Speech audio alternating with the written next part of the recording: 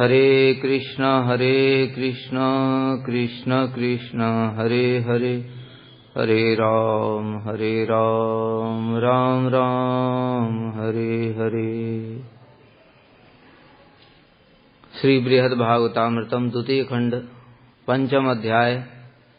हम लोग सुन रहे थे, नारद जी ने बताया गोप कुमार को कि देखो, जो भौम वृंदावन है, भौम ब्रज, और गोलोक में जो लीलाएं हैं चिन्मय जगत में, उनमें कोई अंतर नहीं है। परिकरों में भी कोई अंतर नहीं है, परिकर भी वही हैं। और दोनों लीलाओं में प्रवेश करने का भी एक ही तरीका है। अर्थात जो गोलोक जाना चाहता है तो उसको जो साधन भजन करना पड़ता है, वही इस जगत में जो भौम ब्रज है वहां पर जो लीलाएं चल रही हैं उनके दर्शन के लिए भी वही साधन करना पड़ेगा, क्योंकि उनमें कोई अंतर ही नहीं है, दोनों एक ही हैं। बस भगवान ने कृपा करके जड़ जगत में भी उनको प्रकट कर दिया है, और चित जगत में तो सब समय रहती है। बस यही अंतर है, चित जगत में जब होती हैं तो सबको सब समय ही दर्शन होते हैं, और जड़ जगत में सबको सब समय दर्शन नहीं होते। प्रकट प्रकाश, अप्रकट प्रकाश और दृश्यमान प्रकाश, ये तीन प्रकार के होते हैं। प्रकट में जब भगवान किसी द्वापर में लीलाओं को सबके लिए प्रकट कर देते हैं, उसको प्रकट प्रकाश कहते हैं। बद्ध जीवों को भी उस समय भगवान का दर्शन होता है, भगवान के धाम का दर्शन होता है, परिकरों का भी दर्शन होता है। जैसे कंस, चाणूर, मुष्टिक, जरासंध, ये सब पूतना इत्यादि, इन सबको भी भगवान का दर्शन हो रहा है। लेकिन अभी इस टाइम पूतना ब्रज में पहुंच जाए तो उसको कृष्ण कुछ नहीं दिखेगा। पूतना से बड़े बड़े असुर पड़े हुए हैं अभी तो, वो वहीं रहते हैं ब्रज में, अपने आप को ब्रजवासी कहते हैं, और शराब पीते हैं, मांस खाते हैं, मर्डर करते हैं, गंदे काम करते हैं। उनको कृष्ण का दर्शन नहीं हो रहा है। और उस समय जितने कितने सारे असुर भगवान ने मारे। जरासंध हर बार इतने सारी अक्षौहिणी सेना इकट्ठी करके लाता था, भगवान सबको मारे जा रहे हैं, सबको दर्शन हो रहा है। कौरव पांडवों के बीच में युद्ध हुआ, 18 अक्षौहिणी सेना थी, सबको भगवान का दर्शन हो रहा है, अर्जुन के रथ पर बैठे हुए हैं। लेकिन वही अभी भी है वहां पर, लेकिन अब किसी को नहीं होगा। इसको कहते हैं अप्रकट प्रकाश। भगवान ने वो लीला अंतर्धान कर दी। और दृश्यमान प्रकाश मतलब जो अभी हमको दिखाई दे रहा है कि यमुना जी साइज उतना हो गया है, 100 मीटर भी नहीं रहा है। और इधर से जितने वृंदावन में जहां से भी नालियां हैं सब वो यमुना जी मिला दी, पानी एकदम काला हो गया है, दुर्गंध आ रही है उसमें। ये दृश्यमान प्रकाश जो हमको दिखाई दे रहा है। बंदर, नाली, सुअर, मलमूत्र, गंदगी और पॉल्यूशन, गाड़ियां, भीड़ भाड़, ये दृश्यमान प्रकाश। तो ये सब बातें नारद जी ने बताई। तात तादृश गोपाल देव पाद सरोजयो विनोद माधुरीम ताम ताम उत्सुको असीचितुम कथम। तात, हे तात, तादृश गोपाल देव, ऐसे गोपाल देव की, पाद सरोजयो विनोद माधुरीम, चरण कमलों की वैसी लीला आनंद माधुरी के लिए, ताम ताम उत्सुको असीचितुम, तुम इतने उत्सुक हो उठे हो, कैसे हो गए तुम इतने उत्सुक? अब वो तो उत्सुक होंगे ही क्योंकि उनका स्वरूप ही ब्रज का है, और जिसका स्वरूप ही ब्रज का है तो वो उसके अंदर में तो बड़ी तीव्र उत्कंठा रहेगी रहेगी। अभी वैकुंठ के होते हैं उनके स्वरूप तो उनको उत्कंठा नहीं होती, वो वैकुंठ में ही आनंद लेते।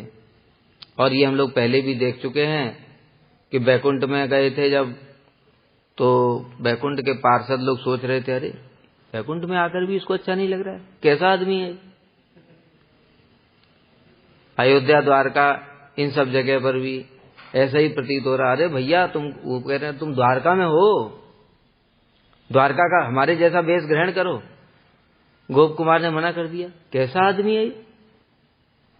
अरे द्वारका का वेश ग्रहण नहीं कर रहा। द्वारका मतलब पूर्ण ऐश्वर्य, सब कुछ। अयोध्या से भी कितना गुना अधिक ऐश्वर्य माधुर्य द्वारका में है, और ये गांव का सा ग्वाल वाले का वेश बना रखा है। अब देखो वही बात है, स्वरूप के अनुसार ही माधुर्य की उपलब्धि हो रही है। अब ग्वाल वाले का वेश तो बना ही रखा है उन्होंने, गोपाल का, क्या कहते हैं, गोप का, और द्वारकावासियों को उसमें माधुर्य नहीं दिख रहा है। उसमें माधुर्य दिख रहा है, उनके हृदय में लोभ जागृत हो रहा है कि हम भी ऐसे हो जाएं। उल्टा वो कह रहे थे देखो कैसा आदमी है, यहां आकर भी ऐसे नहीं हो रहा है। क्यों? वो स्वरूप के हिसाब से उनको वही अच्छा लग रहा है। तो इसीलिए पहले जो हम लोगों ने वर्णन किया था, इस बात को समझो अच्छे से कि कृष्ण के ये माधुरी यहां द्वारका में प्रकट भी कर देंगे तो परिकर वैसे नहीं है, तो आस्वादन ही नहीं होगा, रसाभास हो जाएगा। इसी को रसाभास कहते हैं, रसभंग हो जाएगा। तो परिकरों के अनुसार ही माधुर्य को प्रकट करना पड़ता है। और द्वारका के जैसे परिकर है वैसे उनका वहां पर ऐश्वर्य और माधुर्य मिक्स है, और उनको वही अच्छा लगता है। और ब्रज में संपूर्ण माधुर्य है। और वो जो वन का वेश है, वरहा पीडम नटवर वपु कर्णियो कर्णिकारम, इतना सुंदर है, इतना सुंदर है, लेकिन उसका आस्वादन भी ये लोग ही करेंगे, ब्रजवासी ही करेंगे, ये लोग नहीं करेंगे। जो द्वारका में जब नव वृंदावन बनाया है, उसमें भगवान केवल इनको दिखाने के लिए कि देखो ये तुम्हारा जो है ये स्वरूप इससे भी कितना अधिक है, लेकिन वास्तव में ये लोग आस्वादन कर नहीं पाएंगे उसका, क्योंकि हर जगह योग्यता पात्रता जरूरी है। जब लौकिक सद्बंधुवत भाव हृदय में नहीं है पूर्ण रूप से, तो फिर वो ऐश्वर्य भाव वाला जो स्वरूप है उसी का ही आस्वादन उतना ही कर सकते हैं। और जो जिनके हृदय में लौकिक सद्बंधुवत भाव रहेगा, वो ब्रज के जो कृष्ण हैं उनके माधुरी का पान वही कर पाएंगे, आस्वादन भी वही कर पाएंगे, ये लोग कर भी नहीं पाएंगे। इसलिए भगवान प्रकट भी नहीं करते। वहां पर जब बताया नव वृंदावन में जो दिखाया है कि बस रुक्मिणी सत्यभामा सब देख करके चकित रह गईं, यहाँ तक कि पद्मा भी जब उसने भी सौंदर्य को देखा तो वो उनको आलिंगन करने के लिए दौड़ पड़ी। वो यही दिखा रहे हैं कि जो ब्रजेंद्र नंदन श्याम सुंदर है ये मूल स्वरूप है, और इसका माधुरी इतना ज्यादा है जैसी द्वारका में भी नहीं है। ये दिखा दिया बस, उसके लिए उतना ही हो गया। लेकिन अगर वो यहाँ पर प्रकट हो जाएगा तो वो आस्वादन नहीं कर पाएंगे परिकर लोग, क्योंकि उनके हृदय में संकोच भाव रहेगा सब समय। संकोच भाव रहने के कारण उस माधुरी का आस्वादन ही नहीं होगा, तो प्रकट करने से फायदा क्या रहा। ये सब बातें समझना चाहिए, सब रस विचार है।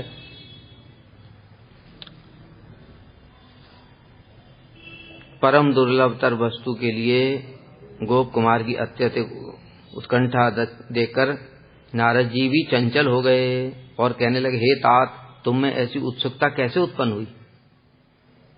कैसी उत्सुकता? मतलब उस ब्रज माधुरी को प्राप्त करने के लिए जो तीव्र उत्कंठा भी देखी नारद जी ने गोप कुमार के अंदर। सत्यम जानी रे भ्रातस तत्प्राप्तिर अति दुर्घटा तत्साधनं च निद्रामेश में निश्चय परः। सत्यम जानी ही रे, अरे भैया देखो इस बात को सत्य जानो, इसमें कोई भी संदेह नहीं है। क्या? भ्रातः, रे भैया, तत्प्राप्ति अति दुर्घटा, जो ब्रज की प्राप्ति है बड़ा मुश्किल। तत्साधनं च, और उस गोलोक को प्राप्त करने का साधन भी निद्रावेश उसी प्रकार से अत्यंत कठिन है। जैसे गोलोक की प्राप्ति कठिन है उसी प्रकार से उसका साधन भी अत्यंत कठिन है। मेरा तो ऐसा ही परम निश्चय है। अब नारद जी का निश्चय है ये, तो कोई टीका दूसरा कैसा लगा सकता है? नारद जी का निश्चय तो मतलब गलत हो ही नहीं सकता है, संभव ही नहीं है। यदि गोप कुमार नारद जी से कहें कि उनके जैसे महाजन की कृपा से क्या प्राप्त नहीं हो सकता, भाई नारद जी ने देखा गोप कुमार के हृदय में लोभ जागृत हो गया है, इसलिए कह रहे हैं अरे तुम्हारे अंदर में ऐसा उत्कंठा कैसे जागृत हो गई। तो मान लो गोप कुमार कहते हैं कि भैया प्रभु आप तो भगवान के परम भक्त हैं, आप कृपा कर देंगे तो क्या नहीं प्राप्त होगा, मैं 1 मिनट में मुझे वो भाव प्राप्त हो जाएगा। शास्त्र भी ऐसे ही कहते हैं महाजनों की कृपा से क्या नहीं प्राप्त हो जाता है, तो आप कृपा कर दो। तो नारद जी ने पहले ही कह दिया ऐसा मत सोचना। क्यों? क्योंकि सत्य जानो उस गोलोक की प्राप्ति बड़ी दुर्लभ है। हम भी वहां नारद कुंड में तपस्या कर रहे हैं। नारद जी सीधे बोल देंगे भैया देखो गोप कुमार जी, हम खुद वहां गोवर्धन में नारद कुंड है कुसुम सरोवर के सामने, वहां पे अभी तक तपस्या कर रहे हैं। अब हम तुम पे क्या, जो हमारी जेब में जो वस्तु नहीं तुमको कैसे दे सकते हैं, इसलिए पहले ही तुमको बता रहे हैं कि वो वस्तु बड़ी दुर्लभ है। और ये उद्धव जी को देख लो जरा, ये तो राधा कुंड के पास ही उद्धव कुंड है, वहीं बैठ करके ये घास बने हुए हैं, ये भी तपस्या में लगे हुए हैं। और हमारे पिताजी की स्थिति देख लो जरा, बने हुए हैं ब्रह्म पर्वत वहां बरसाने में, वो पर्वत बने हुए हैं। शिव जी की भी अवस्था थोड़ी देख लो, वो नंदीश्वर पर्वत बने हुए, उनके घर उनके ऊपर ही नंद बाबा का घर है। अब बताओ हम तुम्हें क्या कृपा करें। तो सब पर्वत घास बने हुए तो तुमको कैसे दें। इसलिए ये जो गोलोक की प्राप्ति है बड़ी दुर्लभ है और उसका साधन भी अत्यंत कठिन है, मेरा ऐसा दृढ़ निश्चय है। अतः मुझ जैसों की कृपा शक्ति से उसकी प्राप्ति संभव नहीं होगी। नारद जी की सूक्ति का तात्पर्य क्या है कि जितने परिमाण में उत्कंठा में वृद्धि होगी उतने परिमाण में कृपा शक्ति भी प्राप्त होगी। इसलिए परम दुर्लभ विषय में उत्कंठा वृद्धि के लिए ऐसा कहा गया है। मतलब जब ये गोप कुमार को बोल दिया भाई ये विषय तो बड़ा दुर्लभ है, उनको प्राप्त करने की उत्कंठा भी और तीव्र हो जाएगी। तो तीव्र उत्कंठा जब होगी उतनी तीव्र उत्कंठा के कारण ही कृपा भी होगी और तब जाकर के वो वस्तु प्राप्त होगी। वैसे नारद जी ऐसा नहीं, नारद जी कृपा नहीं कर सकते, किंतु फिर भी विचार है। देखो सब जगह पर सब चीजें विचार होता ही है। नारद जी तो कृपा कर सकते हैं, लेकिन ब्रज का भाव कैसे देंगे, ये मुख्य है। इसलिए कृपा भी कैसी एक लेवल की कृपा होती है। मान लो अभी हम अनर्थ में हैं, अब एक निष्ठा वाला साधक भी हमारे ऊपर कृपा कर सकता है, चाहे वो श्री संप्रदाय का ही हो। अगर उसकी भजन में निष्ठा है, भगवान में निष्ठा है, तो वो हमारी निष्ठा तक पहुंचा देगा। भजन में पहले निष्ठा होती है, अभी भजनीय विषयक तो हो ही नहीं, आसक्ति भजनीय विषयक होती है। इसलिए राम नारायण नरसिंह वामन कुर्म वराह सब हमारे लिए कुछ नहीं है। अभी अनर्थ वाले के लिए जो रुचि आसक्ति वाला है उसको तो प्रणाम है, साष्टांग, ठीक है। अनर्थ वाले के लिए इनका कोई महत्व नहीं है, क्योंकि निष्ठा भजन विषयक होती है, रुचि भी भजन विषयक होती है। भजन का मतलब होता है श्रवण कीर्तन स्मरण, भक्ति के जो 64 अंग है उसमें निष्ठा आएगी पहले, भजनी के प्रति निष्ठा नहीं होती। इसलिए जो अभी अनर्थग्रस्त अवस्था में हम लोग बहुत सारे लोगों को देखते हैं, सेंटिमेंटल है, इमोशनल है। अब उनको क्या है, हम उनकी निंदा भी नहीं करते, कहते प्रभु जी मुझे तो बस गोपी भाव के अलावा कुछ अच्छा ही नहीं लगता है। मैं लक्षण सारे अनर्थ वाले देख रहा हूं तुम्हारे अंदर, गोपी भाव के तुम्हें अच्छा लगता है। अरे तुम्हें पहले भजन में निष्ठा उत्पन्न करो, अभी गोपी भाव की बात छोड़ दो, क्योंकि प्रोसेस यही है, शास्त्र में ऐसे ही बताया। अब कोई कहे कि लोभ तो कभी भी जागृत हो सकता है, बिल्कुल हो सकता है। हमने मना कब किया? लोभ अनर्थग्रस्त अवस्था में भी जागृत हो सकता है, लेकिन लोभ का रागानुगा का साधन आसक्ति में ही होगा। इस बात को भी याद रखना। सब चीजों का शास्त्र में सामंजस्य करना पड़ेगा। शास्त्र में 50 बातें बताई गई हैं, कब कौन सी कहां पर फिट हो रही है उसको समझना पड़ेगा। नहीं तो ऐसे ही हवा में घूमोगे, बस मुझे तो गोपियों के अतिरिक्त और कुछ अच्छा ही नहीं लगता है, मेरी तो हो गई आसक्ति। आसक्ति कहाँ से हो जाएगी? अभी तो भजन में ही निष्ठा नहीं है, हरि नाम ठीक से नहीं करते, आरती में नहीं आते, कथा कीर्तन में बैठते नहीं, किसी भजन के अंग में रुचि नहीं दिखाई दे रही है, और गोपी भाव अच्छा लग रहा है। ये सब फालतू की बात है। इसलिए अधिकार की बात करते हैं। अधिकार के अनुसार निष्ठा वाला साधक नीचे वाले पर कृपा कर सकता है, अनर्थ वाले पर, क्योंकि निष्ठा वाले का लक्षण है उसकी भजन विषयक निष्ठा उत्पन्न है। चाहे दुनिया इधर से उधर हो जाए, वो श्रवण कीर्तन भजन साधु संग ये सब छोड़ेगा ही नहीं, कुछ भी कर लो तुम। वो निष्ठा वाला साधक है, वो कृपा कर सकता है। फिर रुचि वाला, वो नीचे वालों पर भी कृपा कर सकता है। अभी तक भी राग की बात नहीं है। राग का जो साधन प्रारंभ होगा वो आसक्ति से होता है, और जो आसक्ति वाला है उसके अंदर में वो राग भक्ति का साधन प्रारंभ कर सकता है, अगर उसके अंदर पहले से लोभ हुआ होगा तो। अब वो दूसरों के अंदर लोभ जागृत कर सकता है, समझ गए? क्योंकि वो राग भक्ति का साधन कर रहा है, इसलिए वो दूसरों के अंदर भी लोभ जागृत कर सकता है, वो कृपा कर सकता है। भाव वाला तो फिर भाव तक भी पहुंचा सकता है। इस प्रकार से जिसके पास में जो वस्तु है वो दूसरे को उतना ही तो दे सकता है, उतना दे सकता है, अथवा उससे नीचे का दे सकता है, उससे ज्यादा कैसे देगा? तो इसलिए जब विचार करते हैं कि अब नारद जी गोपी भाव दे सकते हैं कि नहीं, हमारे तो परंपरा में गुरु तो हैं, नारदी गोपी के रूप में भी हैं वहां पर, लेकिन जिस प्रकार की सेवा परिपाटी मंजरियों की है उस प्रकार की नारद जी कैसे देंगे? समझ गए? क्योंकि जो मंजरियां सेवा करती हैं वो साधारण नहीं है। निवृत्त निकुंज इत्यादि में जहां पर सखियों का भी प्रवेश नहीं है, वहां पर वो मंजरियां सेवा करती हैं। इसलिए जब तक हम किसी एक मंजरी के अनुगत्य में उस प्रकार की सेवा की परिपाटी शिक्षा ग्रहण नहीं करेंगे, तब तक हम वहां पर सेवा नहीं कर सकते। तो नारद जी कृपा करके क्या सकते हैं, वहां तक पहुंचा सकते हैं। जैसे एग्जाम्पल देता हूं, ऐसे मन से बात नहीं कह रहे हैं कोई। राम जी क्या कर सकते हैं? कृपा कर सकते हैं। दंडकारण्य में ऋषि मुनि भजन कर रहे हैं, भजन कर रहे हैं, राम जी को देख करके उनके हृदय में प्रेम जागृत हो गया और वो राम जी को मधुर रस से प्रार्थना करने लगे। राम जी ने कृपा कर दी। क्या कृपा की? कि देखो तुम्हारा भाव तो प्रकाशित हो गया, भाव सिद्ध हो गया, अभी स्वरूप सिद्धि, लेकिन तुमको जो वस्तु सिद्धि होगी वो इस अवतार में नहीं होगी। अब राम जी जहां पर प्रकट लीला कर रहे हैं वहां पर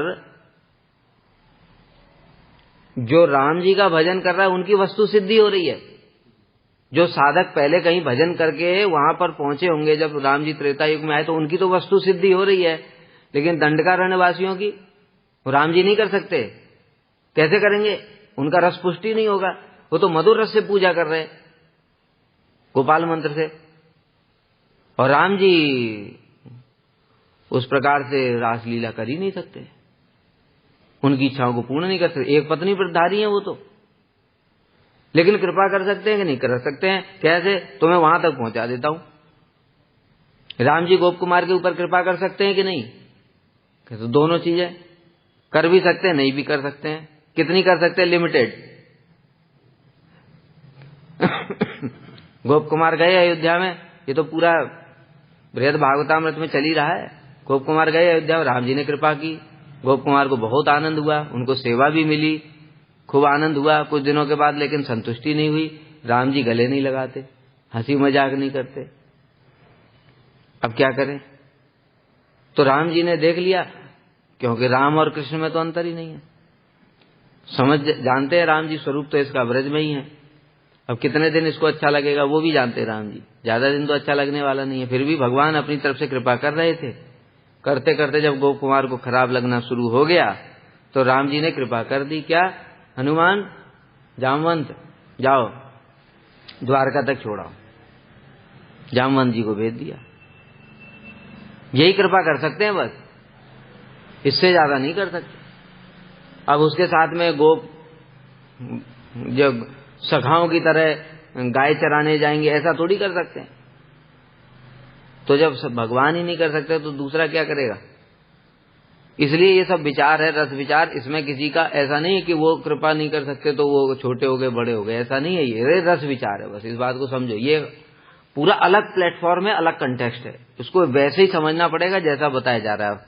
लेकिन हमारी बुद्धि जड़ है, हमेशा से बस देख एक दूसरे से कंपैरिजन में लगी हुई है। ये इससे श्रेष्ठ है, कैसे श्रेष्ठ है, इसको ज्यादा श्लोक याद हो जाते हैं। अच्छा, इसको ज्यादा श्लोक याद हो जाते हैं, लेकिन जिसको कम श्लोक याद हो जाते हैं वो सेवा ज्यादा कर रहा है। अब क्या है, कौन श्रेष्ठ है? भक्ति में तो ये चलता नहीं है। क्या देखोगे तुम? अच्छा, वो ज्यादा सेवा कर रहा है लेकिन उसकी वैष्णव प्रीति नहीं है, दूसरे की वैष्णव प्रीति है, सेवा कम करता है। अब क्या करोगे? ये भक्ति है, अलग प्लेटफॉर्म है पूरा। यहां पर संसार का कोई भी तुम्हारा हिसाब किताब नहीं चलने वाला है, ये जगत ही अलग है। इसी प्रकार से इन सब चीजों को समझना पड़ेगा। तो कहने का तात्पर्य है कि सब कृपा कर सकते हैं, लेकिन कृपा की भी सीमा है। जिसके पास जितनी है वो उतनी कर सकता है, तो वो आगे तक भेज देते हैं। ठीक है, आगे तक भेज देते हैं, लेकिन वो पूर्ण रूप से सब कुछ पुष्ट नहीं कर सकते। जैसे हृदय चैतन्य प्रभु के शिष्य हैं श्री श्यामानंद जी, गुरु जी ने कृपा करी, कृपा करके उनको आगे भेज दिया जीव गोस्वामी के पास। यही कृपा है, ये कृपा नहीं है क्या? वहां नहीं भेजते तो फिर आगे कैसे बढ़ते? जीव गोस्वामी के पास भेज दिया, सिद्धि वहीं होगी, क्योंकि वो मंजरी हैं, इनका स्वरूप भी मंजरी का है। तो उनको कृपा करके उसमें सेवा में स्थापित कर देंगे। इस प्रकार से कह रहे हैं यहां पर। तो दोनों चीजें हैं यहां पर कि नारद जी कृपा कर भी सकते हैं और नहीं भी कर सकते हैं। अभी गोप कुमार का क्या स्वरूप है, मतलब साधक का, उस हिसाब से नारद जी आगे बढ़ा देंगे। नारद जी तो सिद्ध हैं, भगवान के मन के ही अवतार हैं। भागवत में उनको मन का अवतार बताया गया है, अलग अलग पुराणों में अलग अलग उनका स्वरूप बताया गया है। लेकिन वो कृपा कर सकते हैं, कैसे? जैसे हमने बताया उसी प्रकार से।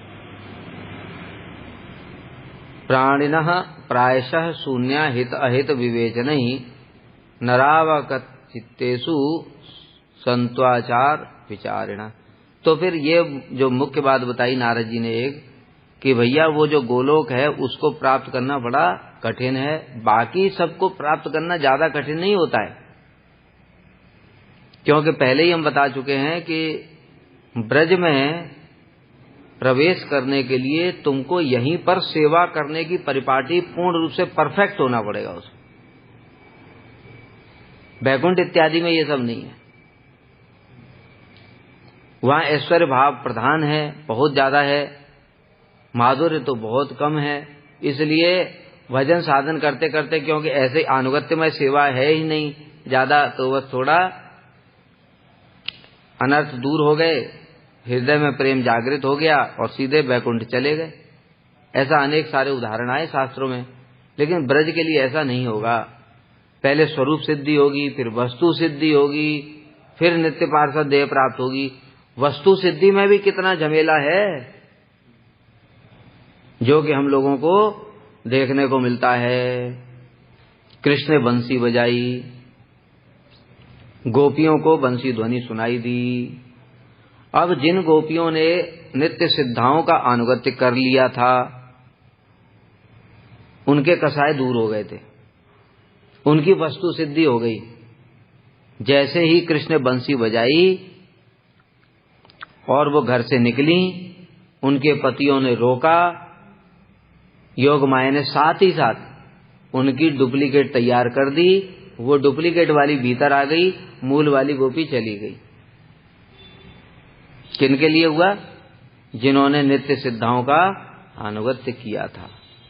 लेकिन जिन्होंने नित्य सिद्धा का अनुगत्य नहीं किया, उनके कुछ कसाय रह गए थे। अब योग माया ने उनकी सहायता ही नहीं की। पतियों ने रोका तो रुक ही गई, योग माया ने सहायता नहीं की। पता किसी को कुछ नहीं क्या हो रहा है। जो चली गई उनको भी पता नहीं है कि हमारी डुप्लीकेट पीछे चली गई। उनको थोड़ी पता है सब, ये तो हमको पता है, हम पढ़ रहे हैं ना।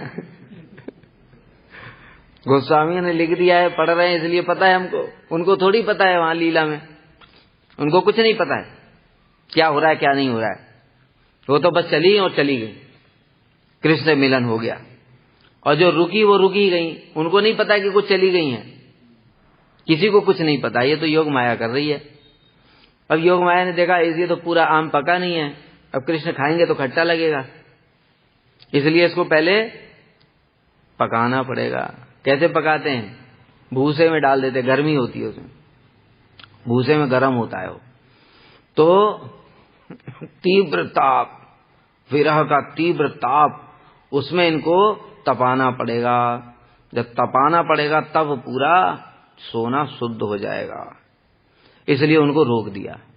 देखो योग माया कैसे काम करती है, यो रोक दिया, पतियों ने घर में बंद कर दिया। जब बंद कर दिया तो तीव्र विरह हुआ, कृष्ण से मिलने की जो तीव्र उत्कंठा थी उसी में उनके कसाय जल करके भस्म हो गए, और उसी समय फिर योग माया ने उनकी सहायता करी और डुप्लीकेट बना करके फिर जो मूल गोपी थी वो भी चली गई रास।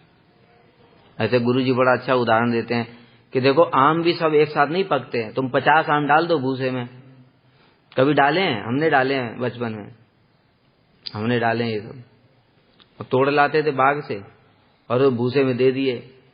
अब देखते थे एक एक करके निकाल कर देखते थे कौन सा पक गया, पीला हो गया पूरा, हाँ वो निकाल लिया, खा लिया। फिर अगले दिन देखा, फिर दूसरा, ऐसे करके। तो ऐसे करके सारे आम एक साथ नहीं, 50 तो डाले तुमने, लेकिन 50 एक साथ नहीं पकेंगे, कोई एक एक 2 भी पक सकता है, कहीं 5 भी पक सकते हैं, एक भी नहीं, कभी ऐसे ये सब होता है। तो उसी प्रकार से जो जो गोपी जिसका तीव्र विरह जिस प्रकार से हुआ, उस प्रकार से उसके कसाय खत्म हो गए, और तब जाकर के योग माया ने सहायता करी, तब जाकर के कृष्ण से मिलन हुआ। अभी सोचने वाली बात है कि इतना ऊपर पहुंचने के बाद गोपी शरीर भी मिल गया, गोपियों के विवाह भी हो गया, परकिया रस भी है, सब कुछ है, उसके बाद भी वस्तु सिद्धि नहीं हो रही है, कितना कठिन है। इसलिए ये ब्रज की महिमा इतने 3 किताबों में ऐसे ही थोड़ी लिख रहे हैं, इतनी सस्ती वस्तु होती तो इतना लिखने की जरूरत ही क्या थी। फिर जो श्लोक बताया, तत्र लौल्यम कृष्ण भक्ति रस भावितामति क्रीताम यदि कुतोपि लभ्यते तत्र लौल्यम मूल्यम एकलम जन्म कोटि सुकृतैः न लभ्यते। कृष्ण भक्ति रस भावितामति, जो कि लोभ है, उसी को कहते लोभ। कृष्ण भक्ति रस भाविता, जो कृष्ण भक्ति रस में डूबी हुई है जो मति। अब बताओ तुम देखो अपने चारों ओर किसकी मति डूबी हुई है कृष्ण भक्ति रस में? कहाँ कहाँ डूबी है? ये मठ में ऐसा हुआ, ये ब्रह्मचारी ऐसा कर रहा है, ये ऐसा कर रहा है, इनसे भी जो थोड़ा तो ऊपर उठ जाए कि यार कहाँ इन झमेलों में फंस गया, मैं अकेले भजन करूंगा, छोड़ो, और हरे कृष्णा तत्व ज्ञान पड़ेगा थोड़ा। कृष्ण भक्ति रस में कौन डूबा हुआ है बताओ, दिखाओ जरा, दूरबीन लेकर के देखो तब भी नहीं मिलेगा एक आदमी, इतना मुश्किल है। तो वो वैसी मति वही है कृष्ण भक्ति रस भाव क्रियताम, खरीद लो, यदि कुतो पे कहीं से भी मिल जाए तो खरीद लो। मिलेगी कहाँ से? हमारे गुरुजी जैसे लोगों के पास होती है, उनके पास ही जाना पड़ेगा, और उनके ऊपर में बैन लगा, नहीं नारायण महाराज के पास नहीं जाएगा कोई। बस एक तो कहीं है ही नहीं किसी के पास, भगवान ने जैसे तैसे करके किसी को भेजा, वो दे करके कि जाओ बांट दो, उसमें भी बद्ध जीवों की समस्याएं पैदा हो गई, बैन लगा दिया, नहीं वहां कोई नहीं जाएगा। इसका मतलब क्या? कृष्ण भक्ति रस भावितामति इनको प्राप्त ही नहीं होगी। कुतोपि लभ्यते, क्योंकि तत्र लौल्यम अपि मूल्यम एकलम, उसके लिए लोभ ही एकमात्र मूल्य है, वैधि भक्ति से नहीं होगा। श्रद्धा इसलिए 2 प्रकार की होती है, लोभमयी और शास्त्र शासनमयी, 2 प्रकार की श्रद्धा है। शास्त्र शासनमयी मतलब जो हम लोग सब भजन कर रहे हैं, संसार में देखो कैसा जल रहा है, रोज अखबार पढ़ो, ये हो रहा है वो हो रहा है, भागो यहां से, भजन कर लो भाई, निकल जाओ, नहीं तो फिर यहीं आना पड़ेगा बार बार। इस शास्त्र शासन का भय है। और लोभमयी मतलब स्वाभाविक कृष्ण के साथ प्रेम है, अरे स्वाभाविक कृष्ण से प्रेम कैसे हो जाएगा? कृष्ण को तो देखा भी नहीं है, खाली खड़े रहते हैं। हम लोग तो खड़े नहीं हैं, हम तो बोलते हैं, चलते हैं, बात करते हैं, प्रेम करते हैं, तब भी हमसे ही प्रेम नहीं होता है। इतना सब कुछ करते हैं तब भी हमसे ही प्रेम नहीं होता है। और माया से प्रेम स्वाभाविक है। माया के प्रति नैसर्गिक मतिरस्य राजन, जैसे प्रहलाद की नैसर्गिक मति थी कृष्ण में, वैसे हमारी नैसर्गिक मति माया में है। वैष्णवों से ही प्रेम नहीं है, तो इसलिए कृष्ण से प्रेम कहां से हो जाएगा? तो ये होती है लोभमयी श्रद्धा, बहुत दुर्लभ है, किसी किसी को हो सकती है। जैसे बताया, अगर ऐसे महाजनों की कृपा हो जाए, हमारे गुरुजी जैसे, ऐसे महाजनों की कृपा से किसी किसी को हो भी सकती है। तो इसलिए लौल्यम मूल्य जन्म कोटि सुकृत ही न लभ्यते, जन्म कोटि सुकृत, जन्म कोटि जन्म तक भजन करने से, सुकृतियां अर्जित करने से भी रागानुगा में प्रवेश नहीं होगा, ये निश्चित है। इसलिए कह रहे हैं भैया ये परम दुर्लभ है, ये गोलोक को प्राप्त करने का साधन भी और वो वस्तु भी परम दुर्लभ है। वो वस्तु दुर्लभ है तो साधन भी दुर्लभ है।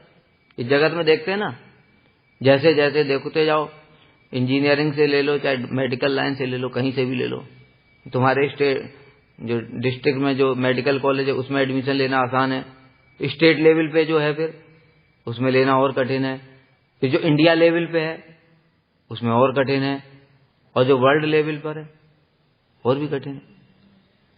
होता है कि नहीं होता? इंजीनियरिंग में भी ऐसे ही होता है। प्राइवेट कॉलेज में आसान है, गवर्नमेंट कॉलेज में और मुश्किल, IITs में और मुश्किल, और फिर NIIT, और फिर वो जो होता है और क्या अमेरिका से करते हैं। तो इस प्रकार से जो वस्तु जितनी दुर्लभ होती है उसके लिए साधन भी उतना ही कठिन होता है। इसलिए ये सब बातें बताई जा रही कि इस वस्तु को समझो, पहले इसकी दुर्लभता समझो, और फिर प्राप्त करने के लिए हृदय में लोभ होना चाहिए, तब प्राप्त करने की उत्कंठा से भजन तब होगा। अभी दुर्लभ देख करके बहुत सारे लोगों की और दूसरी समस्या पैदा हो जाती है, भैया हमारे बस की बात नहीं है, भैया हमसे नहीं होगा, हम तो बैकुंठी ठीक है, सरेंडर ही कर दिया। फिर अभी क्या कर सकते क्या कर सकते हैं? गुरुवर्ग भी कुछ नहीं कर सकते, वही तो उसने पहले ही सरेंडर कर दिया। गुरुजी इतनी बढ़िया बढ़िया बातें बताते, एक से एक कितनी सुंदर सुंदर बातें, सुंदर सुंदर विचार, ब्रज की भक्ति के ऐसे लोभमय, ऐसी श्रद्धा उत्पन्न करने वाली बातें गुरुजी बताते हैं। और जब ये कठिनाई बताया तो फिर अरे उसको सुन करके और उत्कंठा होनी चाहिए, नहीं नहीं मुझे यही प्राप्त करना है, मैं भजन बढ़ाऊंगा। देखो भक्ति में और संसार में अलग है।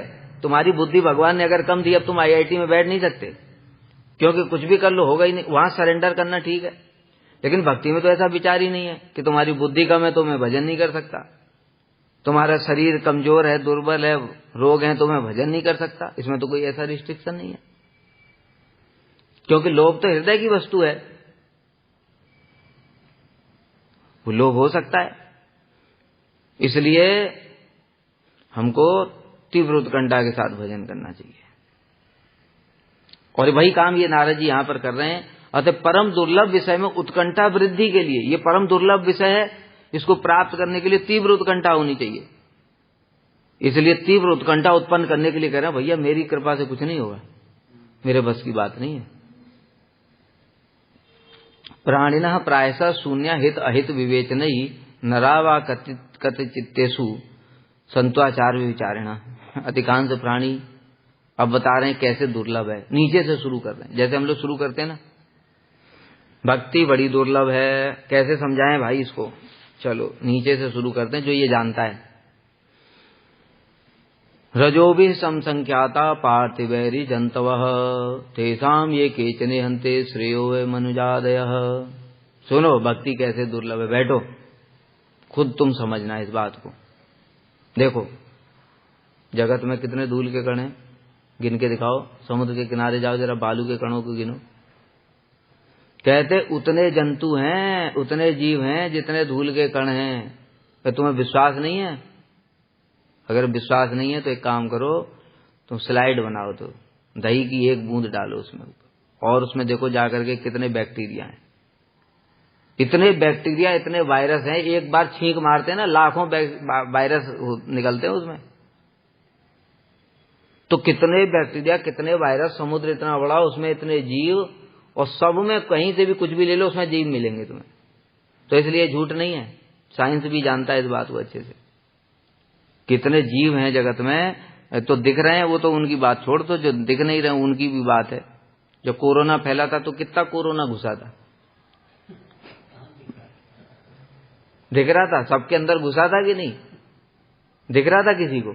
और एक खाली एक ही था क्या वो? उसने कितने, एक वायरस का लक्षण वो फिर कितने बना देता है।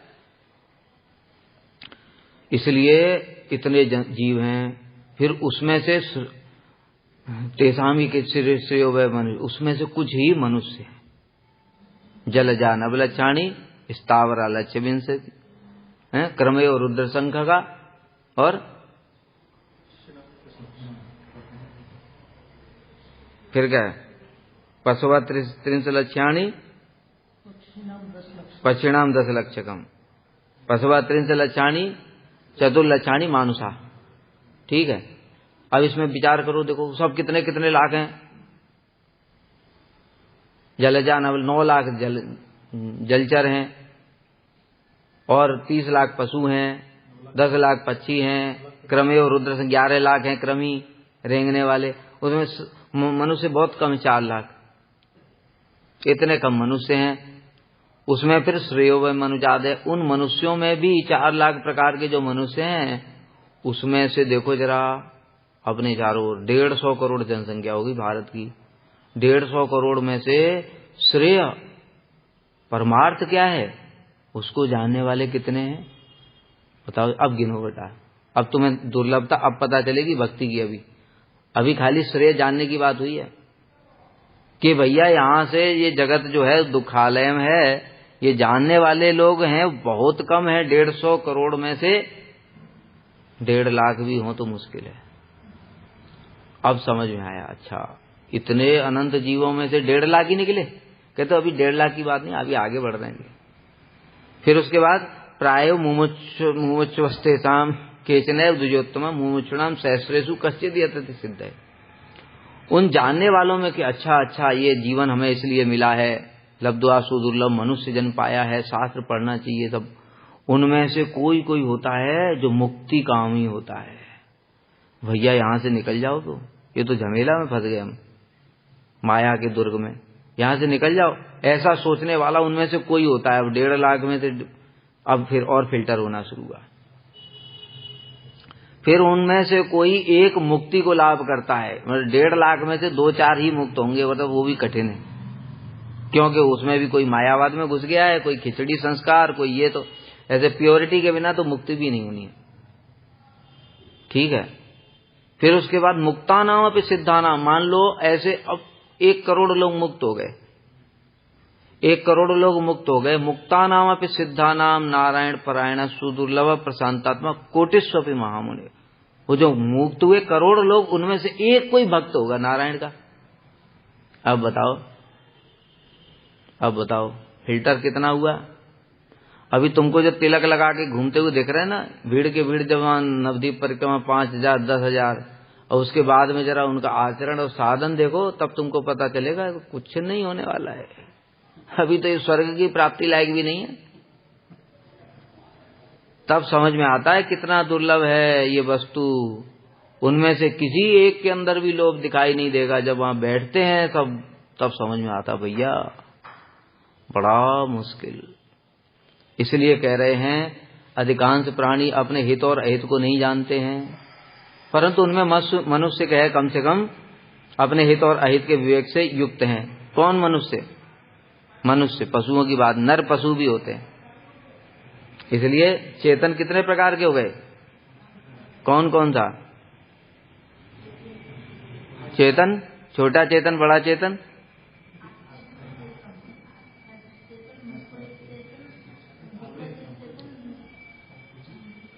आच्छादित चेतन, संकुचित चेतन, मुकुलित चेतन, विकसित चेतन, पूर्ण विकसित। आच्छादित चेतन कौन है? पेड़ पौधे पर्वत, संकुचित चेतन, पशु पक्षी कीट पतंग। मुकुलित, मुकुलित में कौन है? जो मनुष्य तो है किंतु भजन ही नहीं करता है, जानता ही नर पशु है, आहार निद्रा मैथुन इन्हीं में डूबा हुआ है। तो इसके मनुष्य होने से भी क्या लाभ रहा? आहार निद्रा भय मैथुन ये तो चार सभी में ही है। धर्मेण ही ना पशु भी समाना, तो धर्म ही नहीं पालन कर रहा है तो फिर क्या फायदा रहा मनुष्य बनने से भी इसके। इसलिए वही सब ज्यादा है। देखो बताए ना 150 करोड़ में। अभी देखो बांग्लादेश में जरा जाकर के देखो, जरा वो लेकर के लेंस लेकर के जाना, कोई मिल जाए ऐसा तो मुकुलित वाले सारे मुकुलित ही हैं, नर पशु। पाकिस्तान में देखो सब जगह सब कैसे हिंदुओं को मारा जाए, और राक्षस हैं। ठीक है, तो इनके मनुष्य होने से लाभ ही क्या है? ये तो मनुष्य है ही नहीं, ये मनुष्य जैसे देख रहे हैं केवल। उसके बाद में विकसित चेतन, मतलब जिसकी चेतना विकसित हो गई है और जो भजन करने लगा है, जानता है कि ये जीवन भजन करने के लिए मिला। ऐसे कितने हैं? और फिर उसके बाद में पूर्ण विकसित, जिसकी चेतना जीवन मुक्त दशा में पहुंच गया है, उसको कहते हैं। तो इसलिए नारद जी कह रहे हैं परंतु उनमें मनुष्य ही अपने हित अहित विवेक से युक्त हैं। मनुष्य उनको कहा गया है जो हित अहित का विवेक जानते हैं। जो हित और अहित का विवेक नहीं जानते, जिनकी कॉन्शियसनेस पशु कॉन्शियसनेस है, उनको मनुष्य नहीं कहा गया है। ठीक है, इसलिए 3 चीजें होती, खुर पैर और चरण। खुर हैं पशुओं के, कौन? जो भजन नहीं करते, वो पशु ही तो हैं। इसलिए मनुष्य जैसे देख रहे हैं, लेकिन उनके पैर भी नहीं, खुर हैं वो। जो भजन कर रहे हैं उनके पैर हैं, क्योंकि मनुष्य की कैटेगरी में आ गए। और जिनको भगवान के साथ संबंध ज्ञान हो गया, उनके चरण हैं। इसलिए भाई चरणामृत देख के पिया करो। तुम पैरों से ले लिया किसी का तो वो अमृत नहीं है। हाँ ये है भजन कर रहा है, कुछ तो साधु का सुकृति बनेगी वो, लेकिन चरणामृत नहीं कहेंगे उसको। और किसी ऐसे पशु का ले लिया तो वो खुरविष, वो तो विष के समान है। अमृत क्यों बोल रहे हो? खुर का पानी मतलब विष, और चरणामृत मतलब जो सिद्ध लोग हैं, भजन करते करते संबंध ज्ञान तक पहुंच चुके हैं।